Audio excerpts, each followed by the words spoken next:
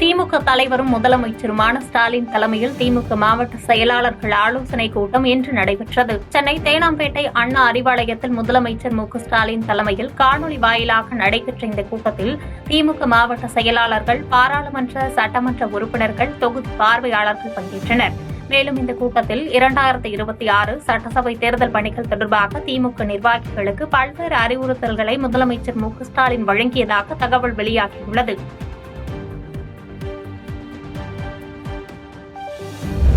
முருகன் மாநாட்டை குஜராத், உத்தரப்பிரதேசம் போன்ற மாநிலங்களில் நடத்துவார்களா என்று தமிழக காங்கிரஸ் கமிட்டி தலைவர் செல்வ பெருந்தகை கேள்வி எழுப்பியுள்ளார்.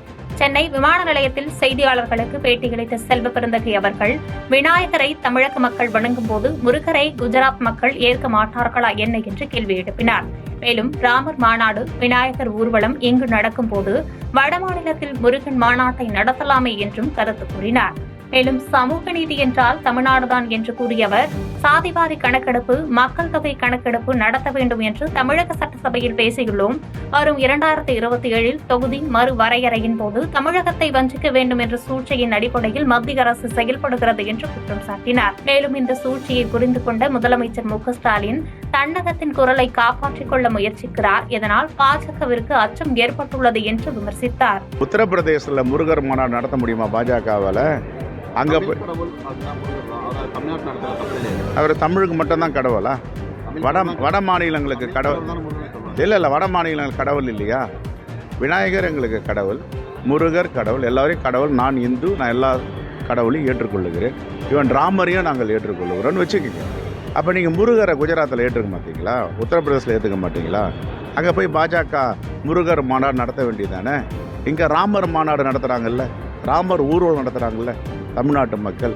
அதை அமித்ஷா அவர்கள் குஜராத்தில் சொல்லி கொஞ்சம் முருகர் மாநாடும் நடத்துகிறோம், நீங்கள் எல்லாம் வாங்க கலந்துங்கன்னு சொல்லுங்கள். பிரித்தாலும் கொள்கை, பிரித்தாலும் சூழ்ச்சி, இதற்கு பேர் போன கட்சி பாஜகவும் RSS.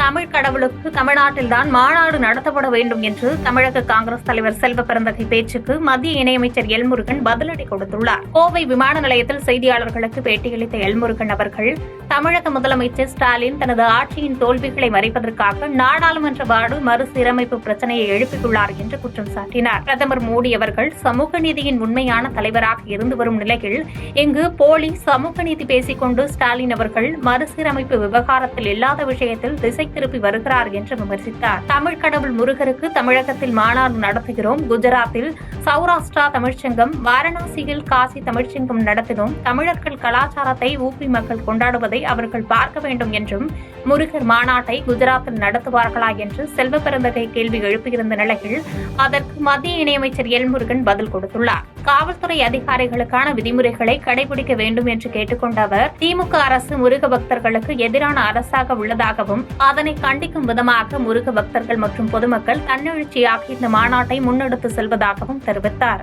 மாண்புமிகு பிரதமர் திரு நரேந்திர மோடிஜி அவர்கள் சமூக நீதியினுடைய உண்மையான தலைவராக இருந்து கொண்டிருக்கிறார்கள். இங்கு போலி சமூக நீதி பேசிக்கொண்டு போலியாக வேடத்தை போட்டுக்கொண்டு திரு ஸ்டாலின் அவர்கள் மக்களை இல்லாத ஒரு விஷயத்தை திசை திருப்பு மறுசீரமைப்பில் இல்லாத ஒரு விஷயம், எங்கேயாவது அந்த விஷயத்தை நாம் பேசியிருக்கோமா? பாராளுமன்ற விவகாரத்துறை இதை பற்றி எங்கேயாவது பேசியிருக்காங்களா? எங்கே கூட பேசல. தமிழ்நாட்டிற்கு எத்தனை முறை அமித்ஷா வந்தாலும் ஆட்சிக்கு வர முடியாது என்று முதலமைச்சர் கூறி வருவது பயத்தின் வெளிப்பாடு என்று டிடிவி தினகரன் விமர்சித்துள்ளார். அம்மா மக்கள் முன்னேற்ற கழகத்தின் மதுரை புறநகர் மாவட்டம் கிழக்கு சட்டமன்ற தொகுதிக்குட்பட்ட கழக செயல் வீரர்கள் ஆலோசனை கூட்டமானது மதுரை ஆலந்தூர் பகுதியில் உள்ள தனியார் மகாலில் நடைபெற்றது. அம்மா மக்கள் முன்னேற்ற கழக பொதுச் செயலாளர் டிடிவி தினகரன் தலைமையில் நடைபெற்ற இந்த ஆலோசனை கூட்டத்தில் 2026 சட்டமன்ற தேர்தல் குறித்து நிர்வாகிகளிடம் ஆலோசனை மேற்கொள்ளப்பட்டது. தொடர்ந்து செய்தியாளர்களை சந்தித்து பேசிய டிடிவி தினகரன் அவர்கள், இந்தியா முழுவதும் சாதிவாரி கணக்கெடுப்பு எடுக்கப்படும் என பிரதமர் கூறியது சரியான முடிவு என்றும், சாதிவாரி கணக்கெடுப்பு நடத்தப்பட்டால்தான் அனைத்து சமுதாய மக்களுக்கும் தேவையான உரிய பங்கீடு கிடைக்க ஏதுவாக இருக்கும் என்றும் கருத்து கூறினார். மேலும் தமிழ்நாட்டிற்கு எத்தனை முறை மத்திய உள்துறை அமைச்சர் அமித்ஷா வந்தாலும் ஆட்சிக்கு வர முடியாது என்று முதலமைச்சர் கூறி வருவது அவரின் பயத்தின் வெளிப்பாடு என்று கருத்து கூறிய டிடிவி தினகரன் அவர்கள், மதுரைக்கு வந்த முதலமைச்சரால் எந்த மாற்றமும் ஏற்படவில்லை என்று குற்றம் சாட்டினார். சாதிவாரி கணக்கெடுப்பு இந்தியா முழுவதற்கும் எடுக்கப்பட வேண்டும் என்று எடுப்போம் என்ற பிரதமரின் அந்த முடிவு சிறந்த முடிவு. சாதிவாரி கணக்கெடுப்பு நடத்தப்பட்டால்தான் அனைத்து சமுதாயத்தினருக்கும் தேவையான அளவு படிப்பிலும் சரி வேலை வாய்ப்பிலும் அவர்களுக்கு ஒரு உரிய பங்கீடு கிடைப்பதற்கு ஏதுவாக இருக்கும். பெரிய குளத்தில் மூதாட்டி முகத்தில் துணி சுற்றிய நிலையில் மர்மமான முறையில் உயிரிழந்த சம்பவத்தில் மாவட்ட காவல் கண்காணிப்பாளர் நேரில் ஆய்வு மேற்கொண்டு விசாரணை நடத்தினார். தேனி மாவட்டம் பெரியகுளம் அருகே உள்ள வடகரை கிருஷ்ணாபுரம் தெருவை சேர்ந்த 86 வயதான ஆண்டாள் தனது மகள் வழி பேரன் பராமரிப்பில் அவரது வீட்டில் வசித்து வந்துள்ளார். பேரன் வெளியூர் சென்றிருந்த நிலையில் காலை வெகு நேரமாகியும் மூதாட்டி ஆண்டாள் வெளியில் வரவில்லை. இதனால் சந்தேகமடைந்த அக்கம் பக்கத்தினர் போலீசாருக்கு தகவல் தெரிவித்தனர். அதன் பேரில் மூதாட்டி வீட்டினுள் சென்ற போலீசார் பார்த்தபோது அவர் மூக்கு பகுதியில் துணியால் கட்டப்பட்டு மர்மமான முறையில் இறந்து கிடந்தார். மேலும் சம்பவ இடத்தில் மாவட்ட காவல் கண்காணிப்பாளர் சிவபிரசாத், பெரியகுளம் காவல் துணை கண்காணிப்பாளர் நல்லு தலைமையிலான காவல்துறையினர் இச்சம்பவம் குறித்து விசாரணை மேற்கொண்டனர். மூதாட்டியின் உடலை கைப்பற்றிய போலீசார் பிரேத பரிசோதனைக்காக மருத்துவமனைக்கு அனுப்பி வைத்த நிலையில் மூதாட்டியின் மர்ம மரணம் குறித்து மோப்பநாய் உதவியுடன் தீவிர சோதனை மற்றும் பெரியகுளம் வடகரை காவல்துறையினர் சந்தேக மரணமாக வழக்கு பதிவு செய்து விசாரணை மேற்கொண்டு வருகின்றனர்.